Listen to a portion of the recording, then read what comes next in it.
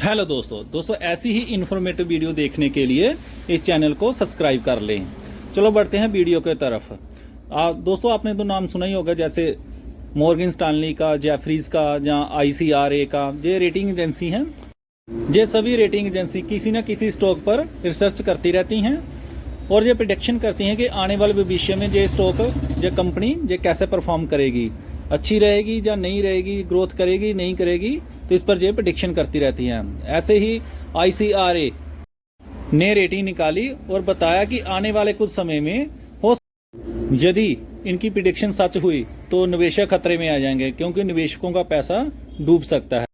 कोई भी rating agency किसी कंपनी को डिग्रेड करती है अरेंज करना, तो क्योंकि कंपनी का विश्वास कम होने लगता है, वहाँ से निवेशक भी भागने लगते हैं और उनको डिफ़ॉल्ट की कैटेगरी में डाल देते हैं। जैसे बैंक वाले भी उनको लोन नहीं देते, क्योंकि पैसा डूबने का डर रहता है। ऐसे ही ICRA ने एक रेटिंग में रिलायंस पावर को डिग्रेड किया है।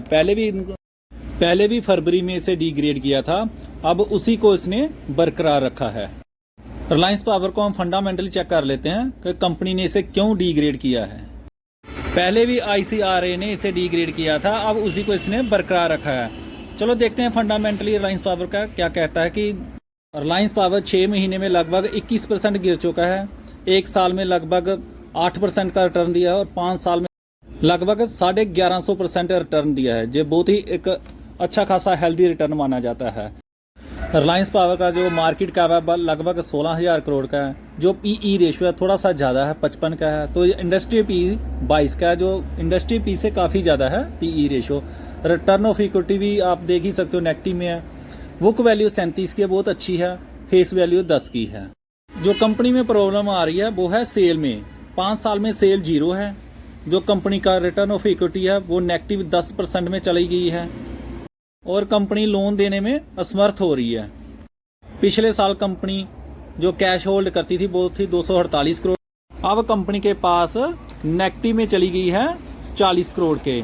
तो कंपनी के पास जो नेट प्रॉफिट है वो भी देख लेते हैं। 2023 में लगभग 2000 घाटे में थी, लेकिन 2024 में इसने गजब का परफॉर्मेंस दिया और प्रॉफिट में चले गई लगभग 3000 करोड़ के। लेकिन अब जो प्रॉफिट है वो घटकर रह गया 300 करोड़। इसके बाद प्रमोटर होल्डिंग देख लेते हैं।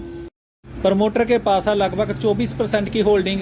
सबसे ज़्यादा जो होल्डिंग है वो है रिटेलर के पास, लगभग 60% के करीब। FIO के पास 13%। गवर्नमेंट की कोई होल्डिंग नहीं है। रिलायंस पावर में सबसे ज़्यादा जो मेन प्रॉब्लम निकल कर आ रही है वो यही है कि एक तो इनकी सेल ग्रोथ नहीं हो रही, दूसरा इनका जो लोन है वो रीपेमेंट नहीं हो रहा।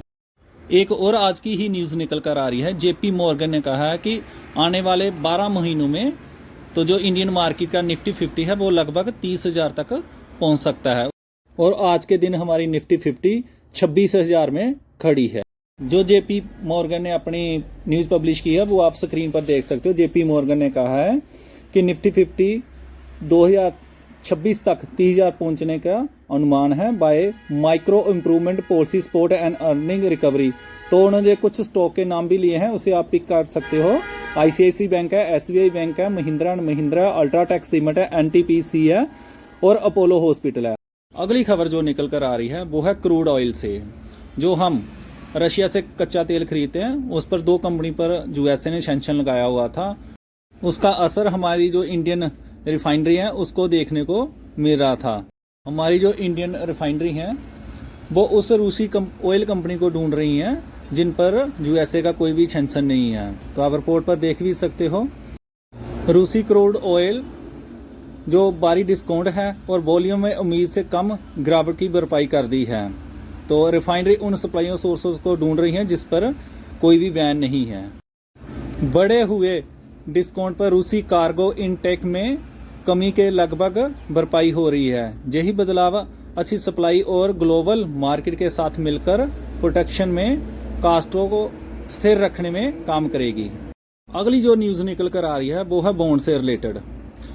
भारतीय बैंक, सरकारी कंपनियां GDP डाटा और RBI पॉलिसी से पहले लगभग $3.5 बिलियन का बॉन्ड बेचने की योजना बना रही है, जिसका मकसद है कि उधार लेने की लागत को लॉक करना है। तो जो सबसे बड़े नाम निकल कर आ रहे हैं वो है IRFC, सिद्ध बैंक और Axis bank, bank of India, Navratna आदि शामिल है। बॉन्ड के जरिए इसने बताया कि लगभग 6.87 ट्रिलियन इंडियन रुपीस जुटाने की योजना है। दोस्तों ये बहुत ही बड़ी अमाउंट होती है। आई होप आपको वीडियो इन्फॉर्मेटिव लगी है। इस चैनल को लाइक और सब्सक्राइब जरूर करें। Thank you.